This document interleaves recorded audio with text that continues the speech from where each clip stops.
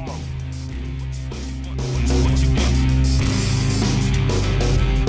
remember that I've been doing jewellery since I was young, you know, playing with pasta shapes and doing necklaces from cork, from the wine corks. And then I enrolled into MCAST in 2000 to do graphic design. And in the first year, they made us do we went through all the workshops to get an idea of stone and clay and silversmithing. And when I went into the jewelry workshop, it's kind of, I fell in love with metal, basically, with the material. And then I tried to focus all the projects, whenever it was possible, on jewelry. And then I started this as an evening hobby, because when I got my diploma, I had another non-related full-time job. And I set up my workshop down here, and every evening I used to come work and create stuff to sell to friends, and it was a hobby, kind of a hobby.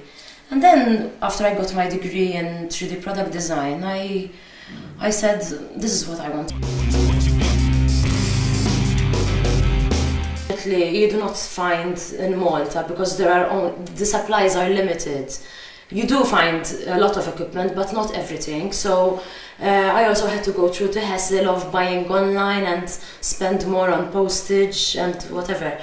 And basically, to start from what you need is just a basic workbench and some hand tools. But then to draw your own wire for polishing, you need larger equipment, obviously. And it's more financially, it's more feasible to do everything, not everything, but most of the stuff to do it yourself. It's more feasible, so you need to invest in this type of equipment instead of. I use sterling silver. I mainly work from sheets, ready-made sheets, and I draw my own wires as well, but I like to mix the material with other types of materials, for example with woods, leather, semi-precious stones, even colored pencils.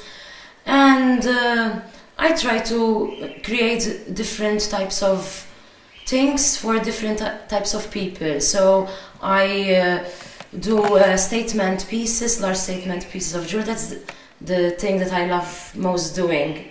And as well as symbolic jewelry. And then I also do some commercial collections, which are of a limited edition nature. And those are the types of collections that sell the most. So it's good to have a little, some of your work go into the commercial side as well, to keep the ball rolling, kind of. And then I also do commissions. So people come to me and, for example, they have an old stone from a heirloom brooch and they want to redesign it into something more contemporary. Competition is very minimal, because most jewelers, they close down shop because the trade is a dying one. Basically, I remember my first jewelry teacher, he told me jewelers are a dying breed. And this is because of mass-produced items being imported from Asian countries. I've had a lot of foreign customers, especially Germans, of an age bracket between 50 going up to 70, and even Americans. And I do understand this, because they have a huge history of jewelry design in their country, so they can connect to the bottega style jeweler, not the regular commercial jewelry that you find in shops.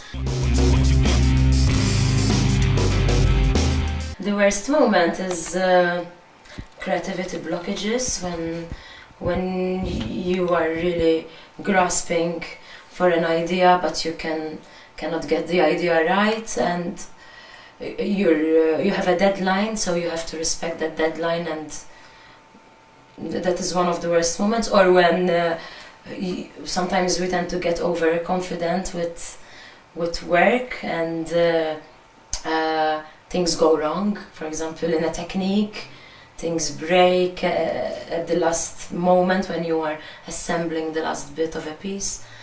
About the idea of cutting up, running your own venture has its pros and cons, and one of the cons is there is no limit to when you stop working. I mean, sometimes I have to work in weekends or not go to particular events because I have to finish my stuff. And the thing that you do not have a regular income every month, you don't have a payroll. You kind of have to run after money, and that thing kind of I like the creative side of what I do, but that thing is the dark part that I try not to think a lot about,